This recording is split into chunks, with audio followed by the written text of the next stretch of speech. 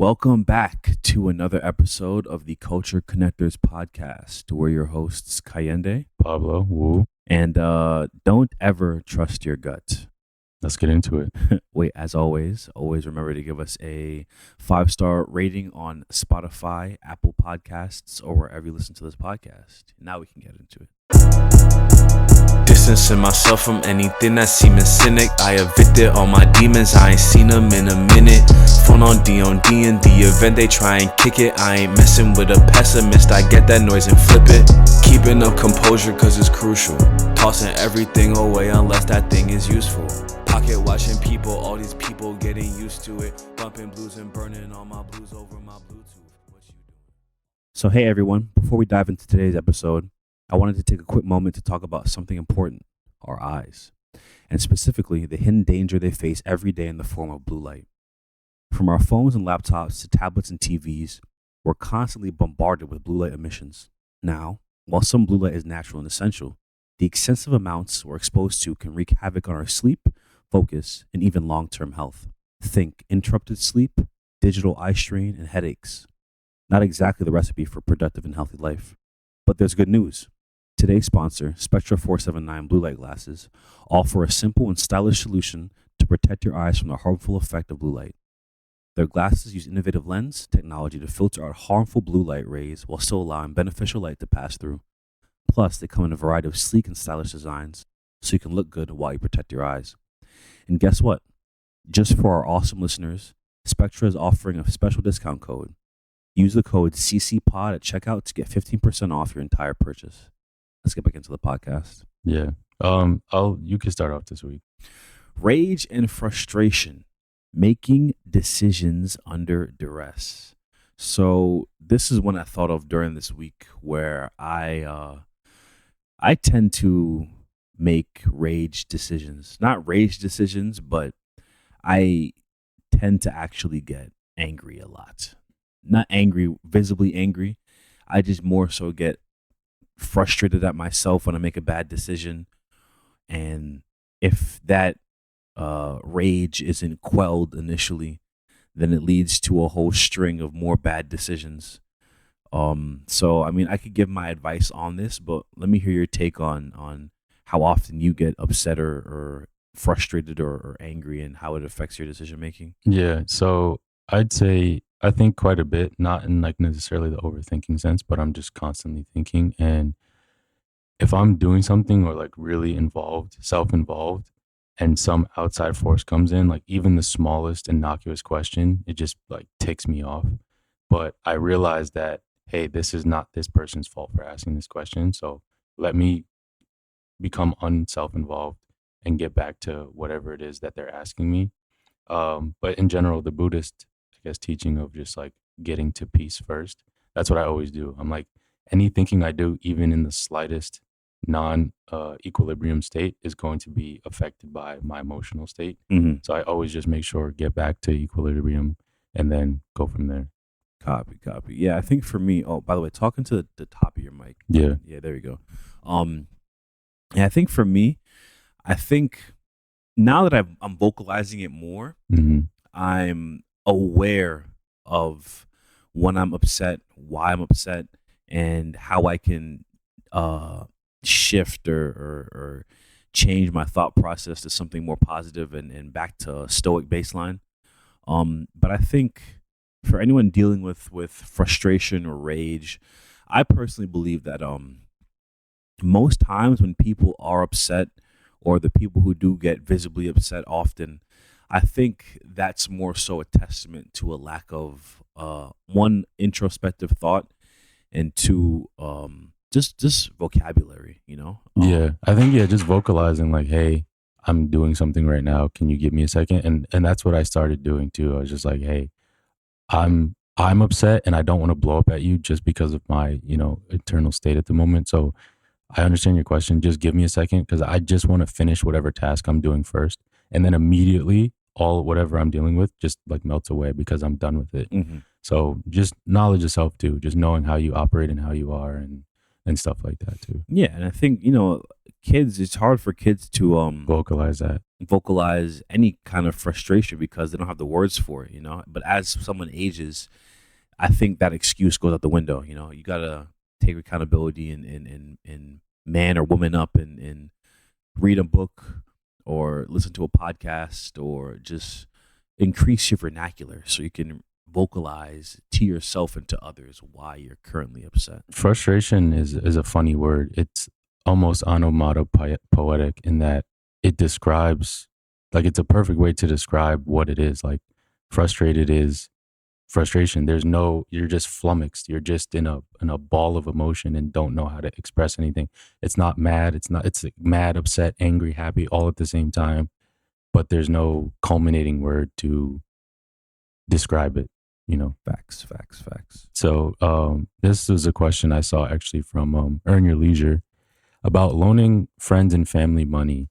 What's your opinion on it? Would you not, and why?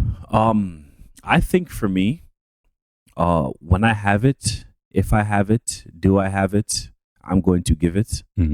But there's a threshold. So if I loan someone money one time, if they say I'll pay you back tomorrow or I'll pay you back next week, then it's like, okay, cool. If 2 weeks pass and they pay me back, okay, cool, that's still fine. But then I think the threshold is reached when it's like I'll pay you back, and then you have to then approach them to get the money back. That's when it becomes a little bit of a nuanced situation. But I mean, aside from all that, I'm down to loan friends and family money whenever I have it, you know? Yeah. For myself, I think, there's tiers. So a small $5 or $20, like, don't even worry about it. Like, you'll pay me back, you know, through proxy at some point. But then I divide my friends up into, I guess I have a better idea of their personal finances as well. Like, I know what you do for work. I know you're good for it. Those friends, usually closer friends as well, yeah, no problem. Like, I'll do it once or twice, and then I'll kind of gauge what your schedule is. If I'm always having to reach out to you and everything, then once I get it back, I'm just gonna be like, you know, I don't have it next time, whatever the case may be. But my friends who are also doing outside things of their 9 to 5, like they have a business or they have a side hustle, I'll definitely give it to them because I can just give it to like their business account, and then if it's like a larger sum, if it was like $1,000 or $10,000 or something, I would do that because then there's like legal proceedings and things of that nature that can go on if it has to get to that point. I wouldn't let it get to that point, but I know they're good for it because for you to have a business or side hustle, you have to have a certain level of money management that goes beyond just your regular, oh, I pay my bills and go to work sort of framework. So that's how I usually do it. But in general, I'm a pretty generous person. Anyone who knows, like, if I have it, I'll give it to you. You know, if I have a piece of bread, I'll give you half. It doesn't mean anything to me because I know I'm going to get it back. But it's for me to gauge how you are as a person and whether or not you're good for it. Also, I'm a big believer in karma too. So I think how money usually works for me, like, I've never had more than like 20 racks to my name at one time. Yeah. Putting myself on blast. But when I have money and I'm more, the word is not frugal, the opposite of frugal, not loose either. But when I'm more benevolent with my money, I find that it's easier for me to find ways to make it back. And especially because if I'm giving it to a person who is in my network, when I give someone that money and they know my character now, it's how do I say? It's just a strengthened bond in that sense, you know, because now I loaned 2 people $20 last week, you know, so one person was good for it with $20. Some person got me something else that's probably worth way more than $20. So it's just that idea of just karmic benevolence and one hand washing the other kind of thing. Yeah, and that's how money works. Not to get too esoteric here, but it's literally called currency. Currents flow. It can't stay still. That's why they always say never leave it in the bank because it won't work that way. It'll just depreciate. If it's in different investments, it's growing, it's constantly compounding, it's in movement, it's in motion, which is a physical law of nature. But yeah, don't be too stingy, but also have discernment and know who you're lending money to. Facts. You know, if I see someone who's down on their luck, out in the street, and they have on Amiri jeans, you don't really need my money. Whatever you're doing, I'm sure you'll be fine. I wish you the best, but I'm gonna probably give my money to the man who's, has a sign. He's clearly emaciated, unkempt. I know it's most likely going to a better place. So wait, if you see someone in the street and they got on Amiri's Jordans and a chain, but they ask you for $1, you're not giving them $1? No, this has happened to me before. When I was in high school, there was a guy. He always asked for money for a train ticket, and it was only $3. So I knew he wasn't lying because he was getting on my same exact train. But polo hoodie, Trues on, like fresh Jordan 6s, and I'm like, you can just sell your jeans and you'll have 300 train tickets. So, and you're clearly not homeless either. So it's just, yeah, I'm not. Priorities. Yeah, priorities, literally. So this next question I came across a little bit of background to add to it. So this man is the owner of a company, and he mentioned that he changed the vacation policy of their company to basically unlimited PTO. And he noticed after 1 year that his employees were more productive and ended up taking off the same amount of time regardless. And those insights he garnered basically showed him that if you force people to do a job, they feel like they don't have any agency and they're under duress and they're going to do it begrudgingly. But if you give them the freedom to do as they will pretty much regress to the mean regardless and give you more in return. And this is a notion that is known across time, but as businesses scale and get larger and larger, they keep getting farther away from this tenet of that these people are doing a service for your company to grow. They are helping your vision. You need to make sure first and foremost that they are taken care of. And I don't know why this gets lost. I mean, we do know it's greed at the end of the day, but what are your thoughts on this basically? I think unlimited PTO sounds nice. If my job had unlimited PTO, I'd probably go into work with a smile on my face every day. Yeah. Even with my hour-long commute sometimes.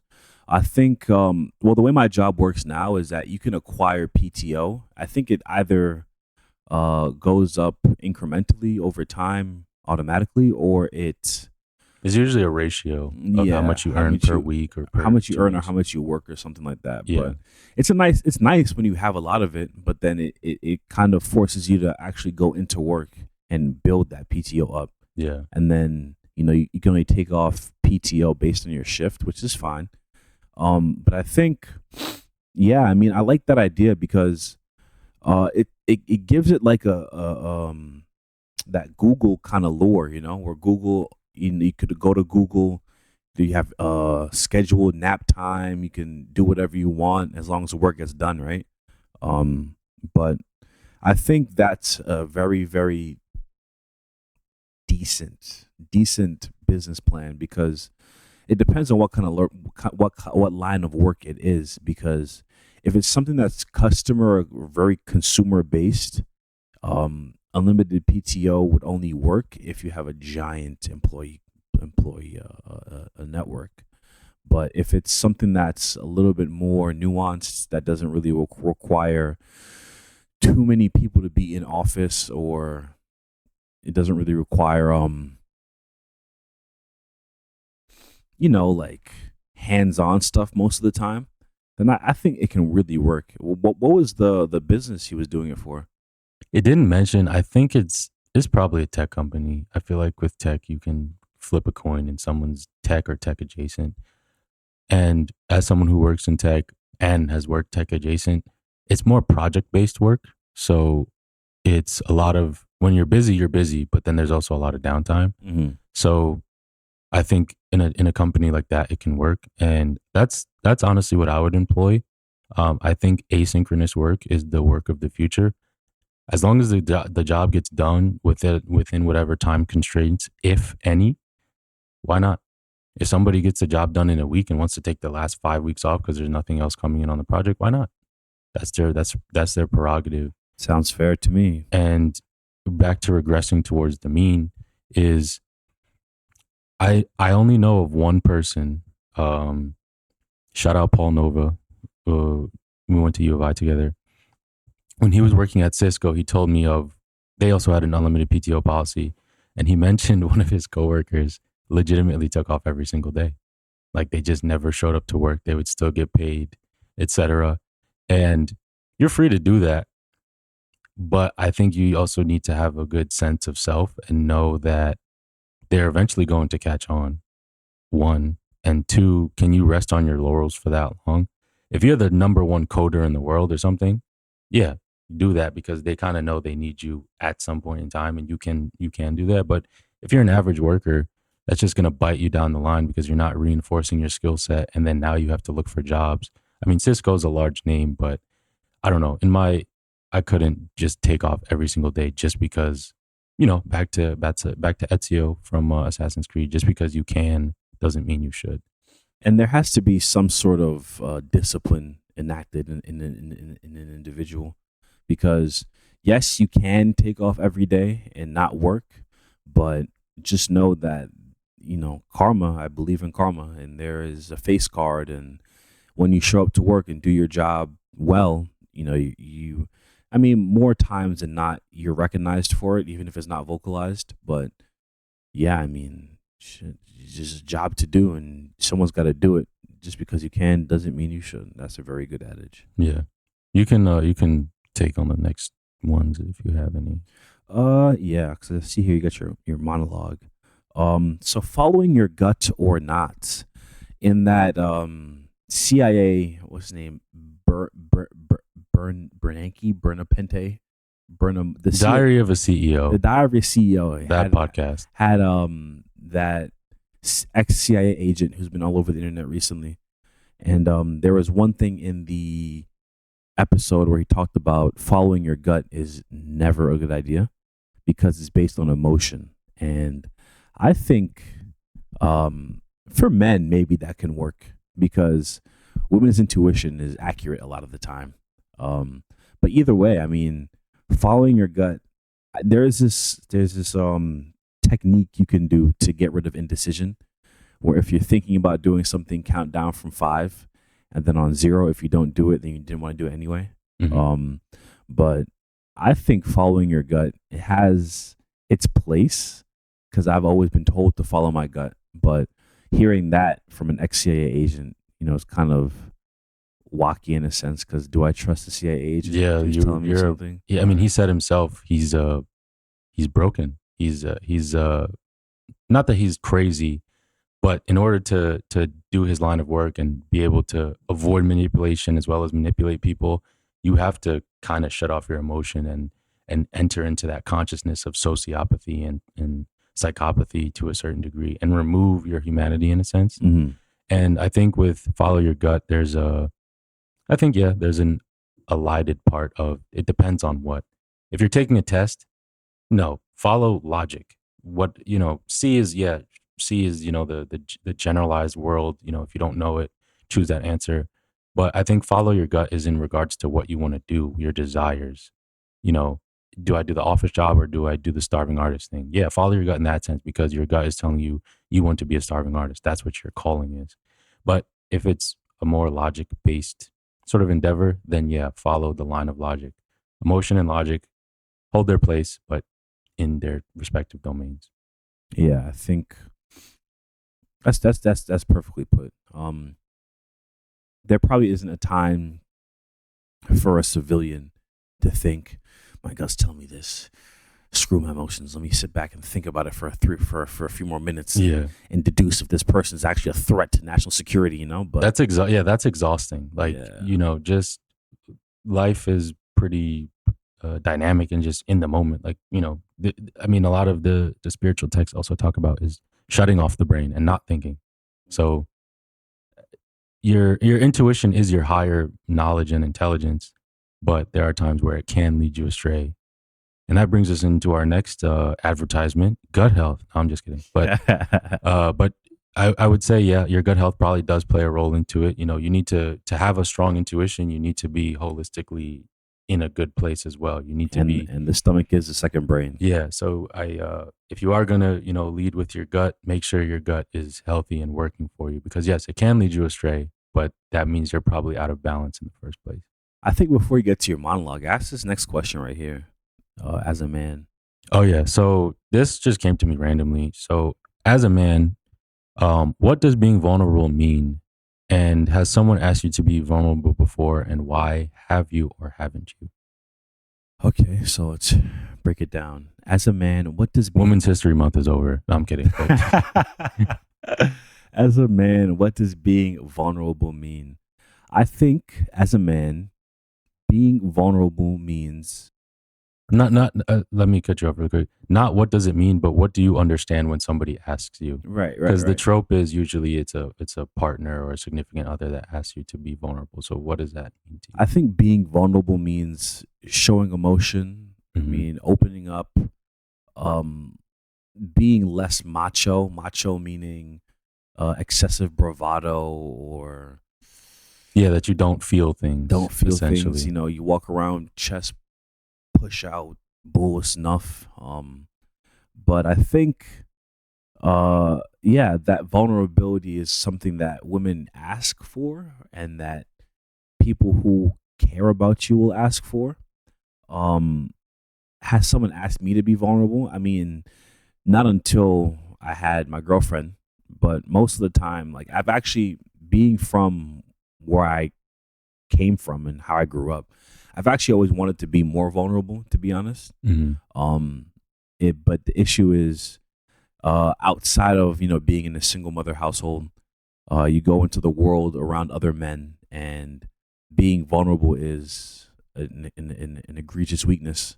And if you are too vulnerable, you get picked on, you get bullied, etc., etc. But it wasn't until I went through that cycle and then learned what it means to actually be more masculine and less vulnerable. Not saying those are two dichotomies, but I guess there will kind of be, and the word is, how do you say it? Like, there would be antonyms in this situation, in this current social climate. Yeah, once I learned how to be more or less vulnerable, and then I, went through my life, and then I got a girlfriend, and then it's more so now where it's like I've learned to be more vulnerable and less harsh, less coarse, dealing with the feminine energy most of the time. And yeah, outside of that, there's no, and Dr. K brought this up in that Diary of the CEO video that you sent me. But most men are actually screaming out to be more vulnerable, like I was in my case. Yeah. The issue arises when the zeitgeist tells us that we have to be strong, we have to be tough. We're only allowed to feel pain. We're not allowed to feel emotions. We're not allowed to feel sadness or weakness. So yeah, that's a huge issue in and of itself. And yeah, I mean, in cases where I am vulnerable, it's usually when I'm around a woman, or I'm around people who I really really trust. Mhm. When I'm not vulnerable is when I'm like maybe at the workplace, or just in society, walking around, being who I am. But yeah, let me hear your take on that. Yeah, so that's actually really eye opening because your experience is like not completely different than mine, but it is different than mine. So in my case, a lot of people will say I'm pretty stoic and not forthcoming. They can't read my emotions. I don't think that's not necessarily vulnerable. I just have a pretty like Stoic exterior. stoic demeanor. But anyone knows I'm an open book. If you ask me, I'm forthcoming. I'm just not going to tell you on my face per se.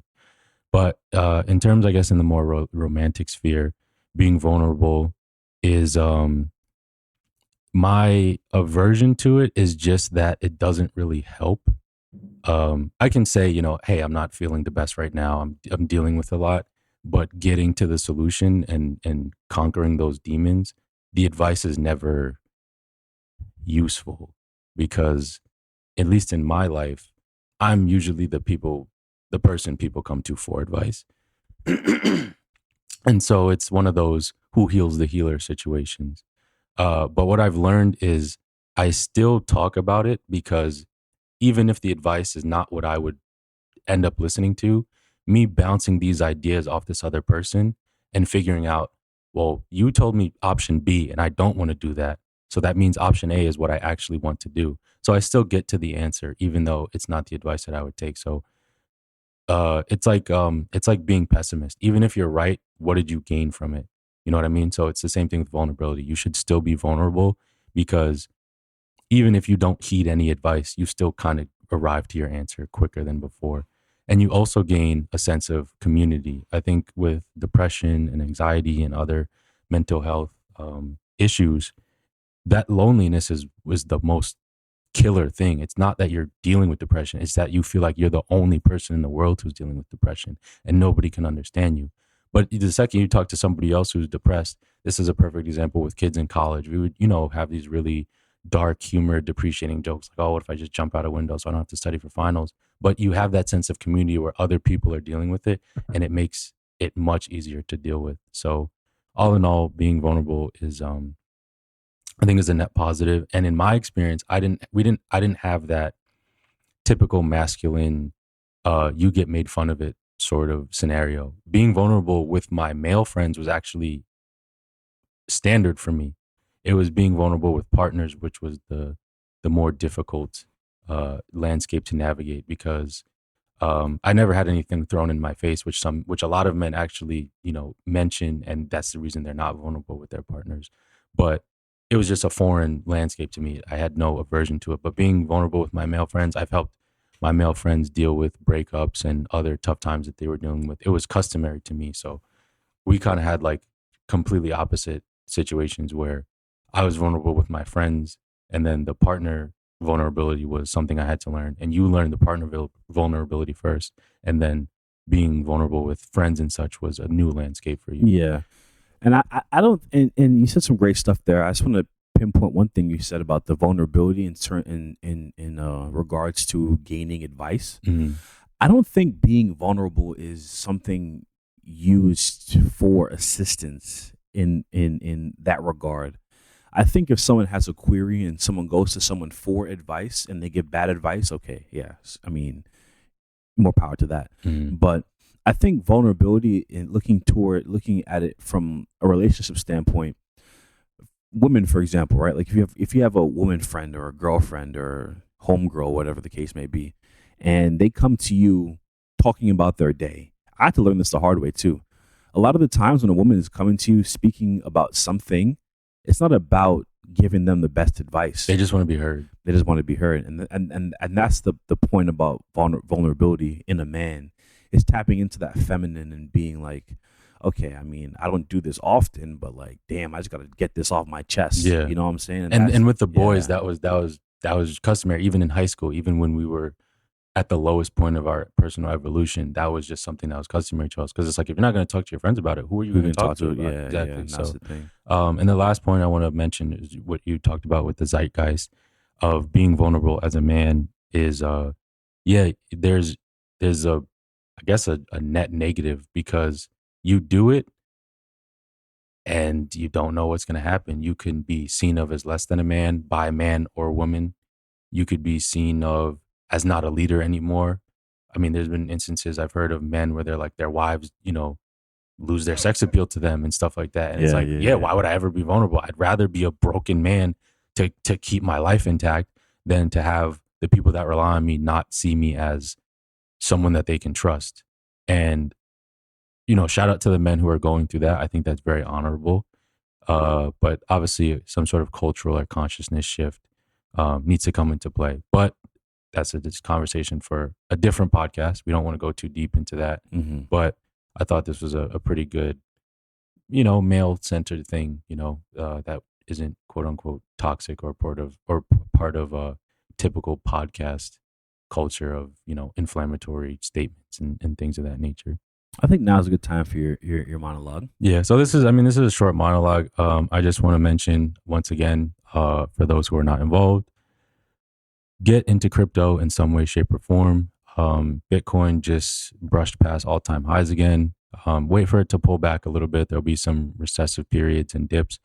But in general, crypto, we're in the gold rush right now of crypto. In 15 to 10 years, your grandkids, if you're old enough, or your kids are going to be like, why didn't you buy crypto, Dad? It was an easy play. all my friends are, their parents are millionaires and you didn't because you were scared. And obviously do your research. You don't want to invest in something that you have no idea about, but crypto in general is here to stay, whether it becomes the new financial system or whatever else. Blockchain technology in general is here to stay, and investing in crypto in some way, shape, or form is of paramount importance. Now, meme coins and things of that nature, just to make a quick buck, sure, stay away from those if you're too risk averse. But AI is, we talk about it almost every episode, is here, and it's coming whether you like it or not. And there's a lot of AI coins tied to crypto, and infrastructure is what we need right now for AI. We don't have enough computing power. We don't have enough data centers. We don't have a lot of hardware and other infrastructure utilities right now for crypto. So finding AI crypto coins, you can invest in Bitcoin and Ethereum. Those are the market leaders. Those are the ones that everyone knows about. And another ETF for Ethereum is coming pretty soon. New technologies are coming to life every day, and they outperform any other asset class in terms of investment. So personally, I won't get too deep into the numbers, but I have a 4-figure investment and it's already at 5 figures 2 months later. And I'm on the road to 7 figures if everything reaches the projections that I have. It's not enough exactly to retire, but it's enough money where I don't need to invest any other cent of my earned income from my job to retire, because I can do a lot with 7 figures in terms of retirement and eventually not having to work anymore. So obviously do your own research, learn more about what crypto means in terms of a currency, but just in terms of utility and other things in that scope, there's an Apple crypto coin. There's a Microsoft crypto coin. There's a blue chip stock of crypto coins somewhere hidden in this sea of new companies that are constantly popping up every day. You can find one of those and you can change the trajectory of your bloodline, forever. So that's just my little spiel. And speaking of AI, as you mentioned in your monologue, generative AI or degenerative AI is blurring the lines between what a human is and what a machine is. So that when I read that, when I hear that, when I saw that video you sent me about degenerative AI in the dark forest, whatever, yeah, it's getting spooky, man. It's getting spooky day by day. I mean, Elon Musk talked about this years ago on the Rogan podcast, and as AI advances, people are seeing more and more about his why he was so fearful of it, meaning like the Turing test. For those who don't know what the Turing test is a test created to deduce, or an assessment or a series of questions created to see if a human or machine could deduce which one is which. Sort of, kind of. I'm explaining that wrong, but let me explain some more. So basically, we've advanced so far to a point where ChatGPT could pass a Turing test based on its written language, right? So it could convince, ChatGPT could write something, someone could read it, and they could be convinced that ChatGPT or the text written by ChatGPT was written by a human. Now, the problem arises where that initial Turing test created by man can now be passed by machine. But as we can pray to the gods for, they can't pass every single Turing test, like a CAPTCHA, for example. Like that thing you see when you're trying to sign into your Google account and there's a whole bunch of like random letters and stuff. Yeah, and weird fonts. And spaces, and you got to pick how many motorcycles are in this picture. It can't pass that. But we're at a place now and a point now in time where that may be the case only for like 6 more months, So how do you feel about that? Is it still spooky to you? I know you may mention something about the tech industry being taken over, but what is your thought on generative AI? I wake up every day screaming in a cold sweat about what AI is going to do. It needs to be heavily monitored, and useful for the scope that it's needed for, because in this weird area of science we're in, where we're creating artificial flesh and artificial intelligence and artificial this and artificial etc., we are a fallible people, and so our creations will thus be fallible, and AI will be smarter than humans because it can access parts of our brain that we don't even have access to yet, in terms of memory and computational allocation. We're better with creativity. Machines are better with memory and, doing math problems, etc. And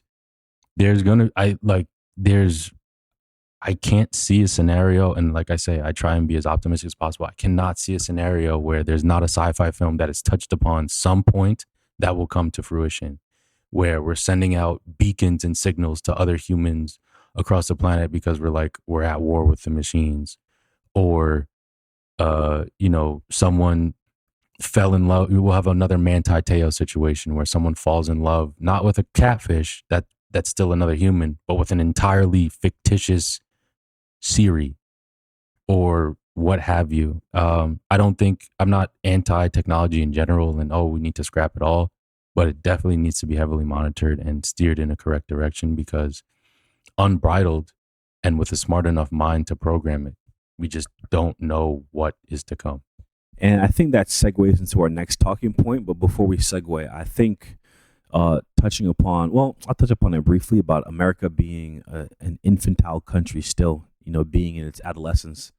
And yeah, I mean, it seems like we're living in some like promised Neverland kind of thing, bro. Yeah, it's like the dystopian future. Like, we're not in it, but we can like see it happening, and like we just don't know how to like steer, shift course. Like, America seems like it's just this farm of just pump and dump every little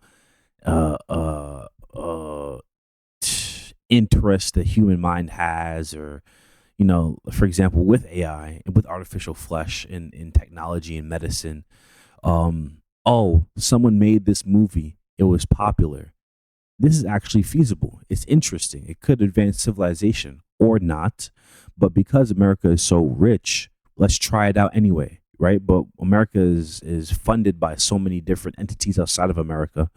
Let's not get too deep into that. I know you sent me some stuff on that before, and it's very, very interesting. But yeah, I mean, we're just trying out different things and seeing what sticks. And I think, I mean, it's definitely a good way to advance us as people. But I think when I say us as people, I mean us as people here in America, not even just the West, America, because we are the test dummies. We are the America is the peas, if we're keeping it a buck. It's the peas with a Gucci belt on, though. So the floor of human experience here is much better. You'd rather be poor here than anywhere else. Right. And you have the highest chance of upward mobility. Other places have more caste systems and you can't rise above whatever the ceiling that's been placed upon you.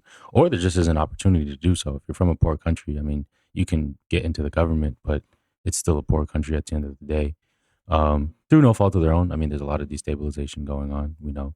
But the capitalism here is too unbridled, where nothing is done for the sake of goodness or just for fun. It's just, what is the profit margins and can we do it? There's so much creativity that's been stifled. I mean, you have movie buffs now that are like, yeah, like everything sucks. There's no optimism. It's just everything is a remake. Creativity is stifled and gone. And when we're at that point, it means we're on the precipice of a new epoch. And that new epoch, America's 76, around the 250-year mark as like being its own country and empire. And most empires last around that long. Rome was the same. And it's there's no need to like necessarily flee. We're not in like a civil war or anything, but it's just the opportunities and the new world cities are going elsewhere. And I'm grateful for my grandparents, the ones that mine that emigrated here and gave me this opportunity. But I also have to see the writing on the wall for my generation, because I'm a little bit older than them when they came here, and we can see the writing on the wall for us. And I might become my grandparents, where I'm moving to a different country and giving my children and progeny a better opportunity and a better life, just for wherever the money's at or wherever the creativity and the innovation is. So Yeah, and that was the next talking point about, raising your children in the US in the next 30 years, 10, 15, 20, 30 years. Yeah, I think I'll opt out of doing such things. yeah, But I think I'm blessed to be here. I'm blessed to be alive, blessed to be born into a civilization where I can earn and make money and, make X amount of money an hour. And that's probably yeah, more money clicking than my buttons on a family. screen, Yeah, versus backbreaking work and toiling in the field. yeah, and that's probably more money than someone in, a third world poverty stricken country will ever see in their lifetime. So, and I can make that in an hour. I'm probably being I might probably being hyperbolic here, but No, there's some countries where that is the case, and it's yeah, unfortunate. But yeah, I mean, for myself, I don't see. I definitely want to stay here to earn your leisure. but eventually, yeah, once I get that freedom figure that or close to it, yeah, it's go elsewhere, go where you're treated best, as Nomad Capitalist likes to say. And I'm a pretty international metropolitan person. I know people from many different countries, so I have a community to be open to and gain new life experiences. And speaking of last point, crapping on the U.S. JK, TikTok ban. So I mean, It's TikTok coming?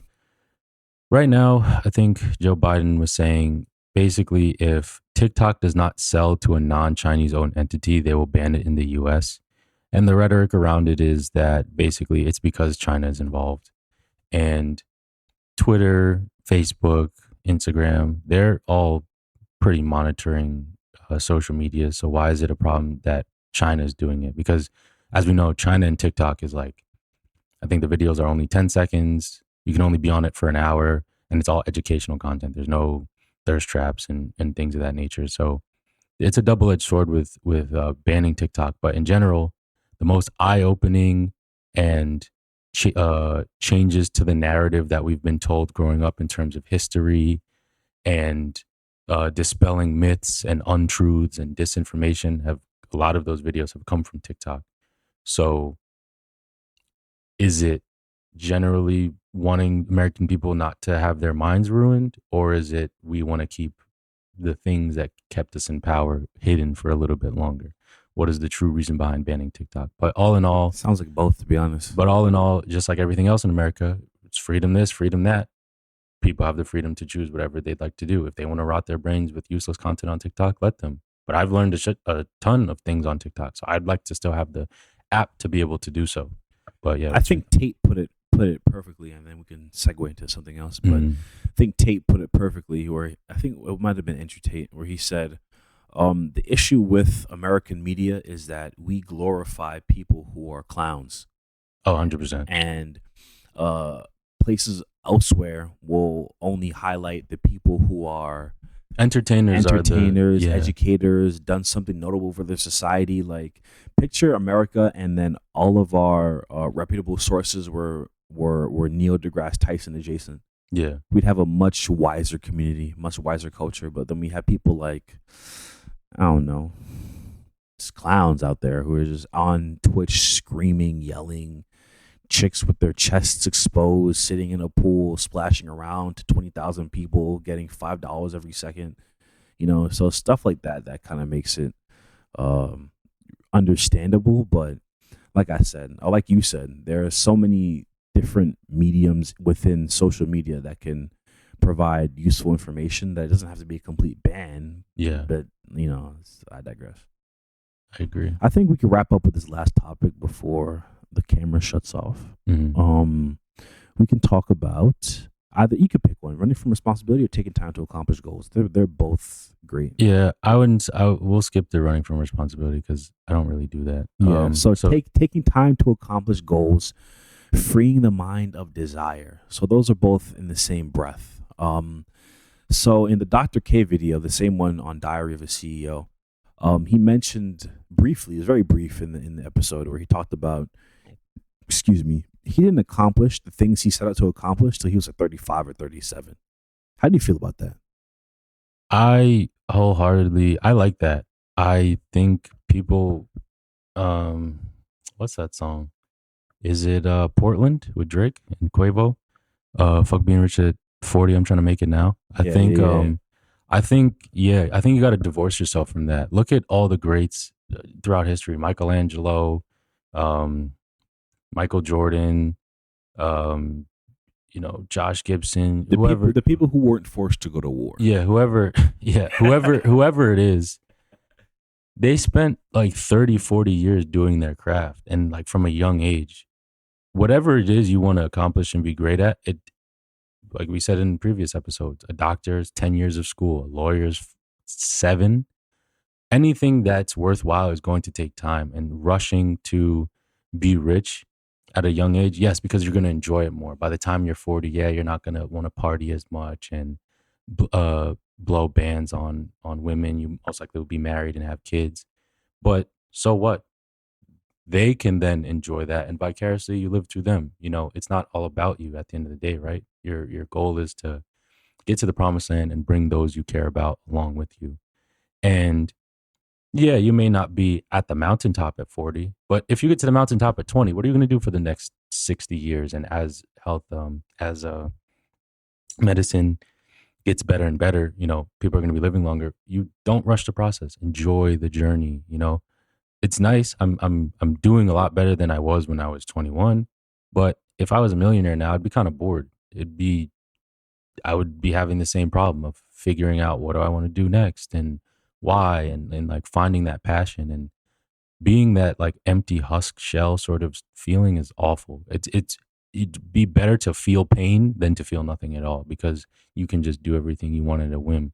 Whereas if you have a life culmination that you work towards and it took you 40 years, you're like, yeah, I can rest on my laurels. And when I pass on to the next realm of existence, I know I did everything, and I can leave everything here. There's nothing for me to come back to because I did everything. Facts. All right. That was a great way to end the episode. I would give my 2 cents, but I think you put it perfectly. Just don't rush the process.